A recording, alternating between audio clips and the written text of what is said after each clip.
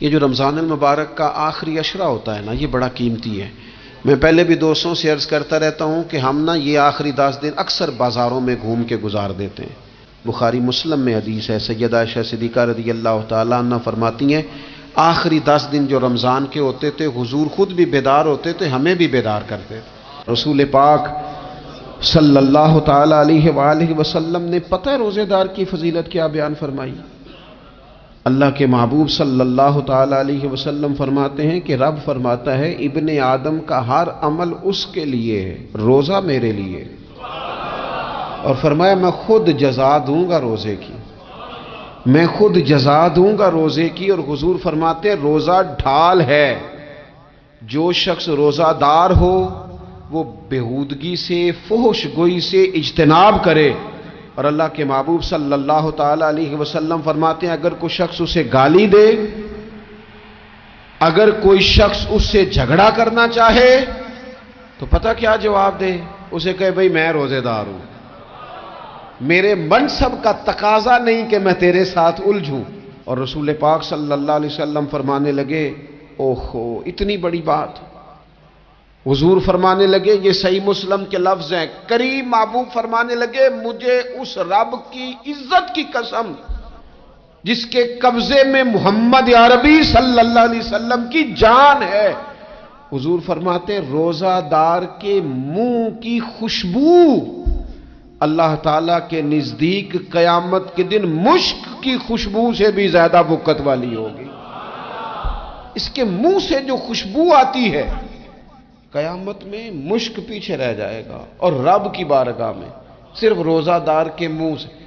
اگر تیرے منہ کی خوشبو رب کو اتنی پسند ہے تو تجھے بھی تو اپنے منصب کا خیال ہونا چاہیے۔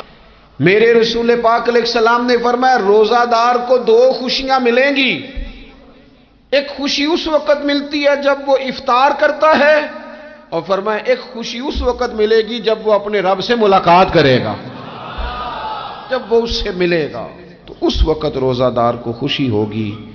بخاری مسلم میں حدیث ہے، سیدہ عائشہ صدیقہ رضی اللہ تعالیٰ عنہ فرماتی ہیں آخری 10 دن جو رمضان کے ہوتے تھے حضور خود بھی بیدار ہوتے تھے، ہمیں بھی بیدار کرتے تھے۔ یہ راتیں بیدار رہنے کی ہیں، شب قدر کی تلاش کی ہیں۔ نبی پاک نے اعتکاف فرمایا ہے، کوشش کریں جو تو اعتکاف بیٹھ رہے ہیں وہ تو بڑے باعث مبارکباد ہیں، جو نہیں بھی نہ بیٹھ رہے وہ بھی اپنے اپنے علاقے کی مساجد میں کوشش کریں 1 رات مل جائے، 2 مل جائیں، 4 مل جائیں، جتنا اضافی ٹائم ملے آخری 10 دنوں میں وہ مسجد میں گزاریں۔ زیادہ سے زیادہ وقت قرآن پاک پڑھیں، استغفار پڑھیں، درود پاک پڑھیں، یہ 3 ہی وظیفے ان کے ساتھ۔ اور رات کا وقت کوشش کریں قیام میں گزرے، نوافل میں گزرے، جہاں جہاں بھی آپ اس کو ہم نے ضائع نہیں کرنا، تو جہاں موقع ملے کوشش فرمائیں، یہ وقت ضائع کرنے والا نہیں ہے۔ یاد آتی ہے تو آنسو بھی نکلتے ہیں، دعا بھی نکلتی ہے۔ تھے کچھ لوگ پچھلے سال جو اس سال موجود نہیں ہیں، وقت تیزی سے گزر رہا ہے تو یہ سعادتیں بڑی قیمتی ہیں، ان کو ضرور حاصل فرمائیں۔ میرے دوستو خوشی تو جو ہوگی سو ہوگی، لیکن یہ لفظ بڑے حسین نہیں کہ روزہ دار کی رب سے ملاقات ہوگی، یہی لفظ بڑے باکمال نہیں؟ ایک روایت میں تو یہ ہے نا کہ روزہ میرے لیے ہے میں اس کی جزا دوں گا، اور ایک روایت میں یہ ہے کہ روزہ میرے لیے ہے اور رب فرماتا ہے میں خود روزے کی جزا ہوں، یعنی باقی نیکیوں پر ثواب ملے گا، روزہ رکھنے والے کو رب رحمان ملے گا۔ نبی اکرم صلی اللہ تعالی علیہ وسلم کے امت کے صوفیاء نے نا کچھ چیزوں کو بڑا کھولا ہے۔ عارف رومی کہتے ہیں کہ ایک دن نا محمود غزنوی نے خزانوں کے دروازے کھول دیے اور فرمایا بھئی میں نے آج ہر چیز کھول دی ہے، جو جس چیز پہ ہاتھ رکھے گا وہ اسی کی ہو جائے گی۔ لوگ دوڑے، کوئی سونے کی طرف، کوئی چاندی کی طرف، کوئی جائیدادوں کی طرف، کوئی خزانے کی کنجیوں کی طرف، کوئی بڑے بہترین گھوڑے اور اونٹوں کی طرف، لوگ دوڑ گئے، جو جس پہ ہاتھ رکھے گا اسی کا۔ سب بھاگ گئے، ایاز بیٹھا ہے، نہ وہ حسن میں رہی شوخیاں، نہ وہ عشق میں رہی گرمیاں، نہ وہ غزنوی میں تڑپ رہی، نہ وہ خم ہے زلف ایاز میں، وہ لذتیں کہاں۔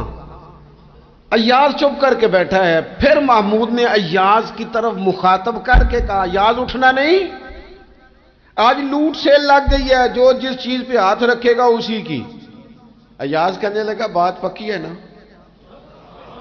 تو محمود خوش تھے، موڈ بڑا اچھا تھا، کہا بالکل پکی ہے۔ تو ایاز کہنے لگے چلو ٹھیک ہے۔ ایاز اٹھے، پیچھے سے جا کے نا تو محمود کے کندھے پہ ہاتھ رکھ دیا، محمود کے کندھے پہ ہاتھ رکھا۔ محمود کہنے لگے یہ کیا بات کا، آپ سے میں نے پوچھا تھا بات پکی ہے، جو جس پہ ہاتھ رکھے گا اسی کا نا۔ تو تھوڑی دیر پہلے مسکراتے چہروں میں آنسو آ گئے، ایاز بھی روئے تو محمود بھی روئے۔ کہا بادشاہ پکا رہنا، وہ جن کو خزانے چاہیے تھے وہ دوڑ گئے، مجھے تو چاہیے۔ لنگ کئی مہینے تے برس گئے تے تیری دید نو دیدے ترس گئے، تیری تو ملے گا۔ تو پھر کہا محمود نے، اس نے کہا میں وعدہ کر چکا تھا، بس ٹھیک ہے، باقیوں کے خزانے اور میں تیرا طے ہو گئی۔ فرمایا باقی نیکیوں پر ثواب ملے گا، اور روزہ رکھنے والے کو رب رحمان ملے گا، اللہ کا قرب ملے گا۔ دیکھو نا، وہ خاص انسان کو کیفیت حاصل ہوتی ہے روزے میں، رب کے ہونے کا یقین۔ وہ جو صوفیاء کہتے ہیں نا مراقبہ کرو، وہ نصیب ہوتا ہے۔ یعنی کسی کو کیا پتا ہے اس کا روزہ ہے کہ نہیں، اکیلا ہے نا گھر میں، فریزر بھرا ہوا ہے، نہیں نہ کھاتا، کیوں؟ اسے پتا ہے میرا رب میرے ساتھ ہے، میرا رب مجھے دیکھ رہا ہے۔ بس یہ تصور توحید پکا ہو جاتا ہے رمضان، تو پھر اللہ تبارک و تعالیٰ کی بھی خاص رحمت اور کوئی خاص ہی اعزاز۔ حضور فرماتے ہیں جنت کے کئی دروازے ہیں، ایک باب الریان ہے، اس سے صرف روزہ دار گزریں گے۔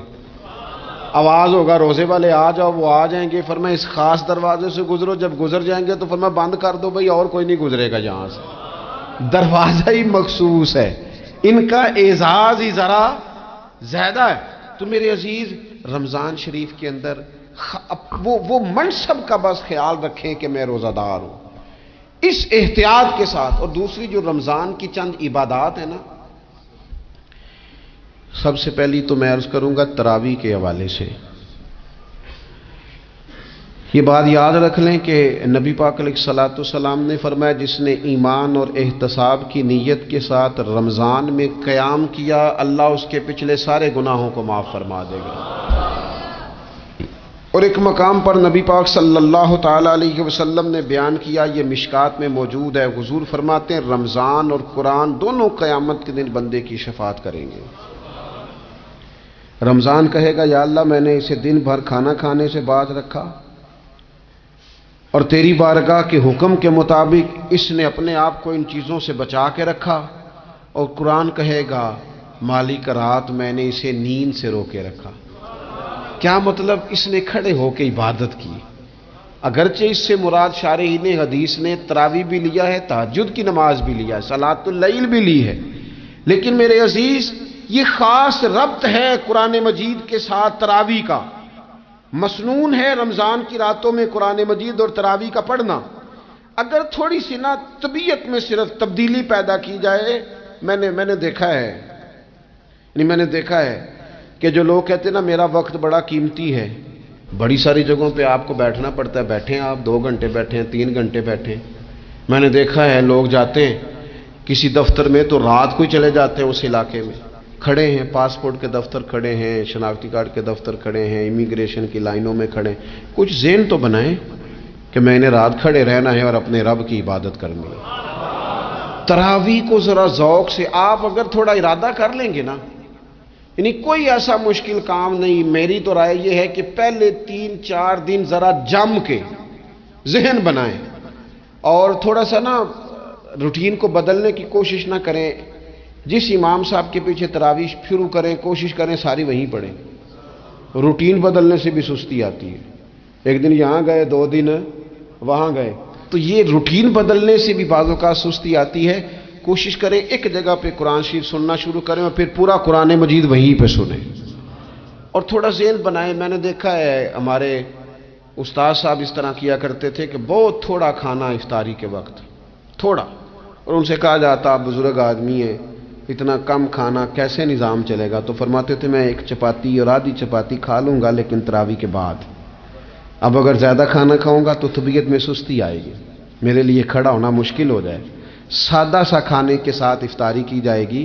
اور تراویح کے لیے اپنے آپ کو ذہنی، کہاں ٹائم ملتا ہے سارا سال قرآن پڑھنے سننے کا، یہ تو اللہ نے موقع عطا فرمایا ہے۔ تو تھوڑا سا اگر دلچسپی پیدا کی جائے، بڑا بڑا سونا قرآن مجید پڑھا جاتا ہے مساجد میں، بچے بڑی بڑی خوبصورتی سے، تو اللہ کا شکر ہے جگہ جگہ پہ۔ اور مساجد کے علاوہ بھی میں نے دیکھا ہے، ہم سے لوگ مطالبہ کرتے ہیں کہ ہماری فیکٹری میں رات کو بھی کام ہوتا ہے، اتنے سارے ورکر ہیں تو بچہ کوئی مل جائے قرآن شریف سنائے، فلانی جگہ بھی اتنے لوگ ہیں تو اگر موقع مل جائے، تو اگر تھوڑا ذہن بنایا جائے، شوق پیدا کیا جائے تو اللہ تعالیٰ فضل فرماتا ہے، انسان کو طاقت ملتی ہے کھڑے رہنے کی۔ ایک تو تراویح، روزہ، تراویح، اور تیسری بات ہے سحر اور افطار۔ یہ جو سحری اور افطار، یہودی جو تھے نا وہ سحری نہیں کرتے تھے، سحری کا نام و نشان نہیں تھا، روزہ رکھتے سحری نہیں کرتے۔ تو نبی پاک صلی اللہ تعالی علیہ وسلم نے فرمایا ہمارے اور یہودیوں کے درمیان فرق ہی سحری کا ہے، اور نبی پاک صلی اللہ تعالی علیہ وآلہ وسلم نے فرمایا سحری کھایا کرو، سحری کھانے میں برکت ہے۔ اور اگلی بات سننی آپ نے تو خوش ہو جانا ہے، سحری کو معمولی نہ سمجھے، سحری کرنا عبادت ہے۔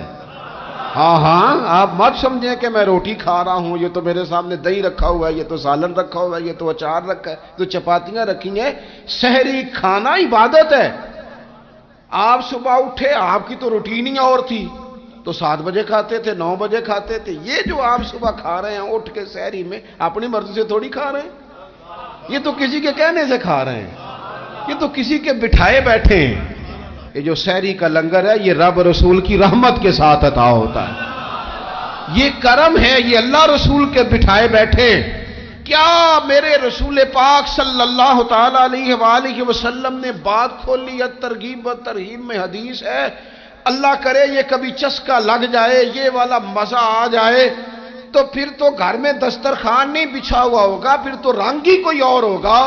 حضور فرماتے ہیں اللہ تعالی اور اس کے فرشتے سحری کھانے والوں پر رحمتوں کا نزول فرماتے ہیں۔ کھائی روٹی جا رہی ہے، پکا ہوا کھانا ہے، لیکن حضور فرماتے ہیں رب بھی رحمتیں فرما رہا ہے اور اللہ کے حکم سے فرشتے بھی رحمتوں کا نزول کر رہے ہیں۔ ایک رمضان المبارک وہ عزت اور عظمت والا مہینہ ہے جس کا تعارف کسی عام آدمی نے نہیں، رب کریم کے قرآن نے بیان فرمایا ہے اور میرے مصطفیٰ کریم کی زبان اطہر نے بیان فرمایا ہے۔ لیکن آنے سے پہلے بخاری مسلم میں حدیث ہے، حضرت سلمان فارسی رضی اللہ تعالیٰ عنہ کہتے ہیں رمضان شروع ہونے سے پہلے نبی پاک نے ہمیں مسجد میں بلایا اور خطبہ ارشاد فرمایا باقاعدہ، اور ارشاد فرمایا لوگوں تم پر ایک مہینہ آنے والا ہے جس میں اللہ اپنے بندوں پر خاص قسم کی رحمتوں کا نزول فرماتا ہے۔ خود رسول پاک نے ہمیں کس قدر زیادہ اس مہینے کا اکرام کرنا ہے اور کس قدر زیادہ اس کو اہمیت دینی ہے اور کس قدر زیادہ ہمارے لیے وہ باعث عظمت ہے کہ جس مہینے کے فضائل خود رسول پاک علیہ السلام نے بیان فرمائے۔ اور نبی پاک صلی اللہ علیہ وسلم نے فرمایا کہ اس مہینے میں تم نفل پڑھو گے تو اللہ فرض کے برابر ثواب عطا فرمائے۔ حضرت انس بن مالک رضی اللہ تعالیٰ عنہ فرماتے ہیں جب نبی پاک علیہ السلام نے رمضان کی شان بیان کی تو صحابہ کا یہ مزاج بن گیا کہ وہ اپنے سارے کام رمضان سے پہلے سمیٹ لیتے تھے، رمضان شریف سے پہلے سارے کام سمیٹ لیتے، لینے دینے کے معاملات صاف کر لیتے، خریداری ہو جاتی، گھر کے اندر کوئی کام کرانا ہوتا تو وہ رمضان سے قبل کرا لیتے۔ یکم رمضان کو وہ مسجدوں میں ڈیرے لگا لیا کرتے، وہ کہتے تھے نیکیاں جمع کرنے کے ایام۔ سب سے مصروف ترین زندگی ہمارے نبی پاک صلی اللہ علیہ وسلم کی زندگی ہے۔ 23 سالوں میں نبی پاک علیہ السلام نے 2300 سالوں سے بھی زیادہ کام کیا،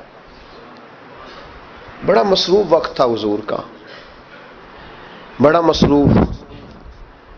ہمارے یہاں نا میں ایک جگہ پہ حاضر تھا تو ایک بزرگ تقریر فرما رہے تھے، وہ کہہ رہے تھے اب خانقاہوں میں جو اللہ اللہ ہو رہی ہے وہ چھوڑ کے باہر نکلو، اب میدان میں نکلنے کا دور ہے۔ تقریر ختم ہوئی تو میں نے کہا حضرت ناراض نہ ہوئیے گا، ویسے کون سی خانقاہ میں اللہ اللہ ہو رہی ہے جہاں سے آپ باہر نکال رہے، تو دور ہی گزر گیا اللہ اللہ کرنے کا۔